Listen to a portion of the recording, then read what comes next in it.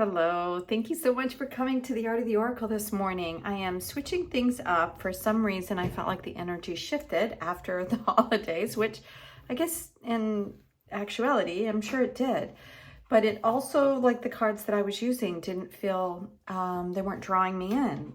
So I've switched it up, bringing in crystals today with Toni, Carmine, Salerno, and some angel numbers along with the Rider-Waite Tarot. So let's dive in and see. I hope you all had a beautiful holiday.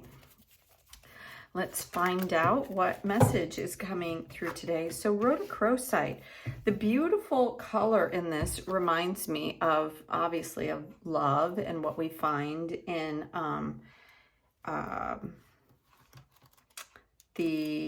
why can't I think of the pink one, the quartz, the rose quartz crystal. Yeah, so that's kind of what it reminds me of, is a bit of rose quartz energy. But rhodochrosite has its own energy altogether. So I'm going to go to the guidebook.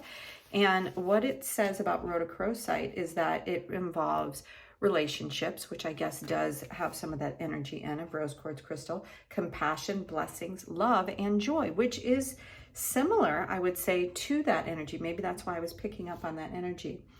It has a little message that's off the side. I'm going to read that. It says, you're being urged to examine the traits you don't like in others, and rather than merely judge them as bad or avoiding them, look at what they reflect within you. Developing compassion allows us to look at how we're judging people and recognize that the thing that we see in other people is really just a reflection of something within us that probably is unresolved. All relationships are a mixture of positive and negative, and they help us broaden our understanding of love and life and help us to see more of who we are. So that's what the card is asking us to do. And it's interesting, before I started the recording, I asked, is there a message for me and the collective? And it said, love yourself, and trust yourself, really just be okay with who you are. And isn't that interesting? I mean, it's hard not to judge others, right? It's hard not to look at things that we don't like and see the not likedness. But what I've realized about myself, and I think I'm a pretty positive person in general, is that I can be negative, quite negative actually. And that's what's kind of come to light over the last couple of days. It's like, I think I'm a little more negative than I think I am. Maybe it sounds really even strange for me to say it, but that's kind of what the energy was that was coming across to me, is really look at why do I want other people to change? Why do I need other people to be what I need them to be? If I don't like the traffic where I am, instead of wanting everybody else to slow down so I feel better about where I live, I need to just move. So yeah, and just obvious things like that is what is really kind of funny, actually, now that I'm sitting with some of my own personal judgments. So one of the other cards that I also wanted to bring out is the angel number. I hope that this was helpful. It was very helpful to me to have this come out. So as you probably know, all the cards, there's some relevance to them for me as well. So let's ask, is there an angel number? I love angel number cards because I love numbers. I'm a numbers person. And let's see what we have. Oh, look at this, self-love, 2255. And fives are really big in my world, and self-love is also about transformation because it's highlighting here the butterfly.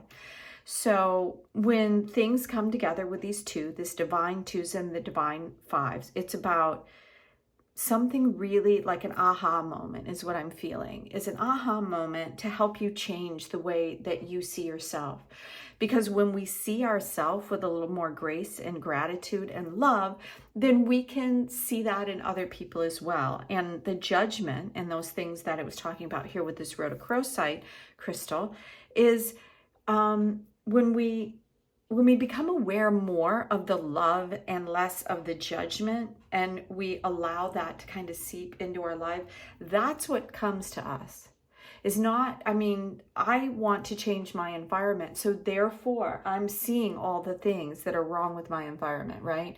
So we can't even hide from what it is, what our truth is, or the things that we are not loving about whatever's going on, because they just keep showing us until we decide we're okay with everything, right? And so it's really interesting that, right, that all of this is coming out right now. I say that every time. Everything is interesting.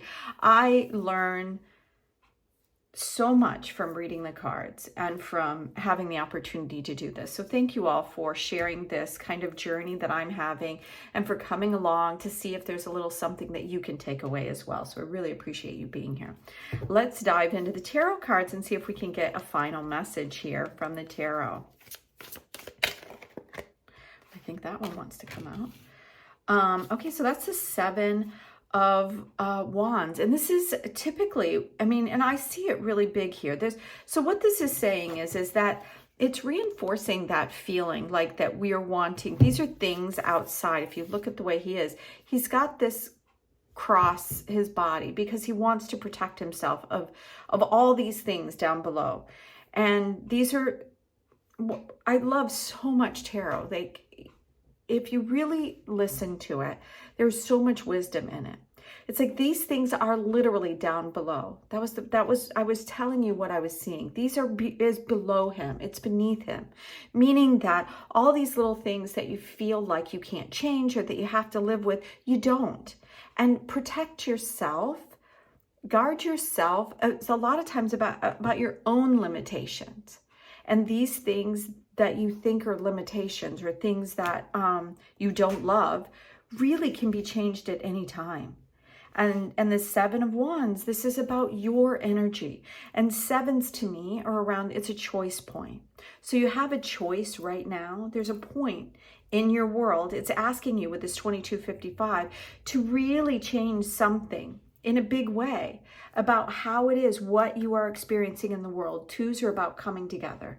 And the divine twos and the divine fives are here to create change, which if you add it all together, you end up with 14, and 4 and 1 is 5. Change the way you feel about yourself. Others will look at you differently. Your environment will change around you. And this is showing that as well, that these little energies that you don't love, that you want to see change around, are below you. You do not need anything to change except yourself.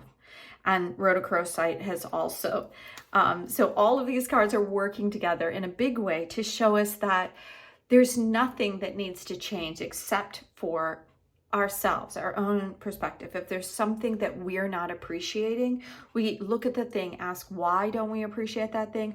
What is it that we need to change? Not other people or our environment or things around us that need to change. It's what do we need to change to make peace within ourselves, to liberate ourselves from the things that seem like they're coming at us.